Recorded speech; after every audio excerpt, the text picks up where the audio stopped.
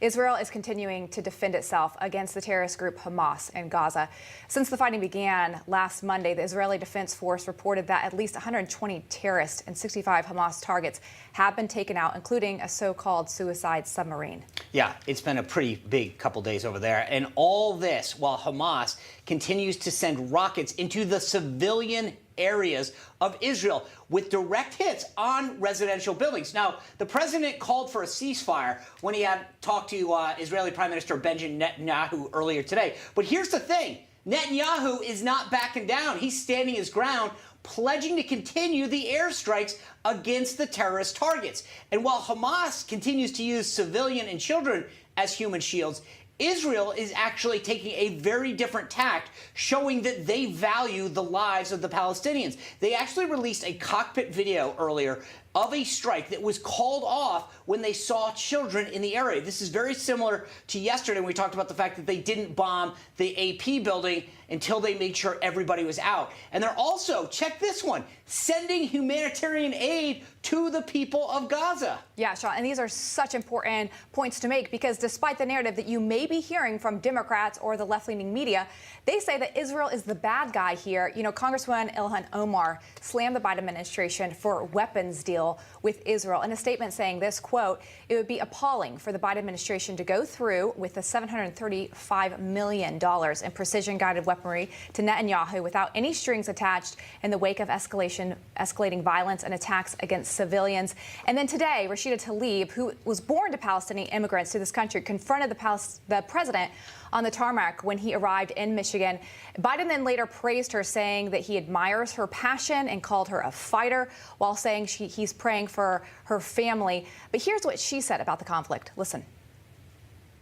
Their January 6th is happening right now daily in their lives, in their own neighborhoods, being attacked by mobs solely because they're Palestinian, their ethnicity. They're targeted because of their ethnicity. And the statements coming from President Biden, you don't hear the words Palestinians deserve human rights, that Palestinians deserve to exist, that Palestinians deserve to live freely, that children need to be safe and secure. You only hear it when they talk about Israeli citizens that have a certain faith. You know, let's be clear here. The Israelis are attacking Hamas, a terrorist group. Correct. They're not shooting innocent civilians. In fact, they're going out of their way to protect them. And that's not how the other folks are doing that. Yeah, absolutely. And it is Hamas who tells their people, hey, don't leave this area, and using their own people as a narrative. And people like Rashida Tlaib are buying into that and pushing it here in this country. Yeah, it's interesting, though. Our own media has definitely shifted, just like the Democratic Party. And many of them are taking the sides of Palestine. The Washington Post is writing, Israel showed little signs of easing its campaign despite growing international pressure. The New York Times said Mr. Biden's language was carefully couched, reflecting continued reticence to criticize Israel despite international condemnation. I mean, it's unbelievable. All of these guys continue to support to couch what's going on when it's very clear Israel is the one that is trying to temper their strikes. Hamas is the aggressor.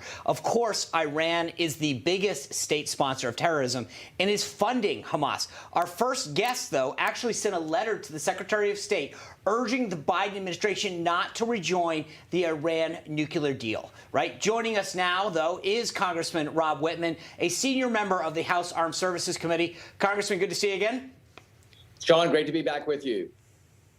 So Jen Psaki, the White House press secretary, was on Air Force One today, and she was talking about the difference between how Trump handled it and Biden is now handling it. Take a listen to her response.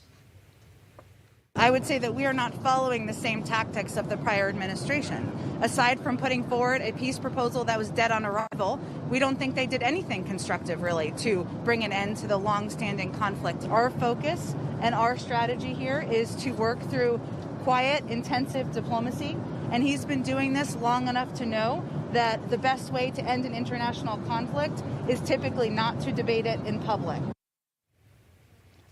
Look, here's the funny thing. The Trump administration got the Abraham Accords going. People were moving towards peace. Country after country was joining it. These guys get in office and people are firing rockets at each other. That's just the point, Sean. Think about this. During the Trump administration, there was a peaceful Middle East There were the Abraham Accords, historic agreements between Israel and Arab nations. What do we see today? We see violence breaking out there. We see war breaking out because of Iran's support of Hamas. Think about this, too. The Biden administration has put in place folks that were in the Obama administration to fill these foreign policy posts, the same individuals that authored the failed JCPOA, the Iran nuclear deal, and were over the failed Iran policy there. So listen, in quiet diplomacy, silence is not diplomacy. Silence, when you see what's happening in these attacks against Israel, silence is inaction. It's unbelievable that somehow think that that's the appropriate policy going forward. Exactly. Yeah. As Sean mentioned, you sent a letter to Secretary Blinken urging the administration to stand with Israel, our ally. I want to read part of that for our audience. You said, instead of standing alongside our ally, Israel, President Biden considered not only taking pressure off Iran, but providing them with billions of dollars in sanction relief. Iran could then use these billions of dollars to fund Hamas, a designated terrorist organization, even as they attack our ally in an attempt to escalate conflict between Israel and Palestine. The longer President Biden considers this weak and misguided course of action, the more it emboldens terrorists in the region, thereby placing Israel and Palestine civilians' lives in greater danger. You know, as you mentioned, we gave money to Iran before. It didn't work out. They didn't denuclearize as they were supposed to do, and it feels like we're not learning our lesson with Iran here. The bottom line is Iran is not trustworthy. We've learned that. We've seen that if you give in to Iran, they are not going to change their course. They're going to continue to support proxies in the region like Hamas who go after Israel. They are going to continue to use the resources that we free up through lifting of sanctions or allowing the assets that they have abroad to now be utilized. They will use that to support organizations like Hamas. Think about it. The missiles that are being fired into Israel today were built in Iran or were built with materials from Iran. Iran is directly supporting these attacks on Israel, and Israel has the right to protect itself. That's what's being missed in the discord today among the major media. You know, what does it say, though? I mentioned President Biden asked Netanyahu to have a ceasefire. Netanyahu says, no, I'm going to continue the airstrikes. What does that say about the relationship that we have now? Well, why would you ask Israel not to defend itself, to say, listen, let down your guard, allow Hamas to continue to attack civilians in Israel? Israel's going about it the right way. They are attacking military targets. No. Just to be clear, Congressman, I agree with you. They're going about it the right way, but it's amazing. You have the President of the United States telling the Israelis, please don't do this, and they go, thanks for that. We're going to keep going. That's a big snub. It is, and it's telling Israel, don't defend yourself. Give in to Hamas. You know, take your guard down. Allow your citizens to be attacked and killed. I mean, how does that reflect on the United States? It's supposed to be a friend of Israel. That's not what a friend would say to another friend. Yeah, absolutely. You know, the crazy thing is the narrative from the left right now is, well, Palestinians should be able to defend themselves as well. But Israelis are sending humanitarian aid to those individuals. Hamas is the terrorist group. They want to protect Palestinians themselves. So why does the left keep pushing this narrative that Israel is the bad guy?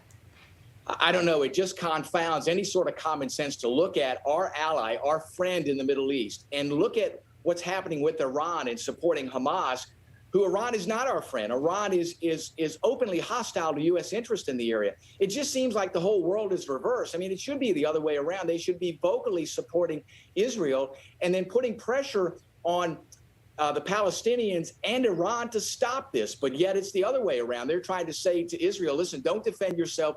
Give in to these terrorists. It just is illogical. Yeah. Congressman Whitman, thank you for sharing that. And I appreciate you sending that letter, because we, as Lindsay said, we can't be doing this all over again. We sent pallets of cash once before. We shouldn't be doing this again. I appreciate your leadership on this issue. Thanks so much, Sean. Thanks so much. Hey, I'm Rob Finnerty. Thanks for watching. If you enjoyed this video, please join the conversation in the comments below. Don't forget to subscribe, too. Hit the bell icon to be alerted to breaking news. And remember, there's a whole lot more on Newsmax TV, America's fastest growing cable news network. Newsmax TV, where real news for real people.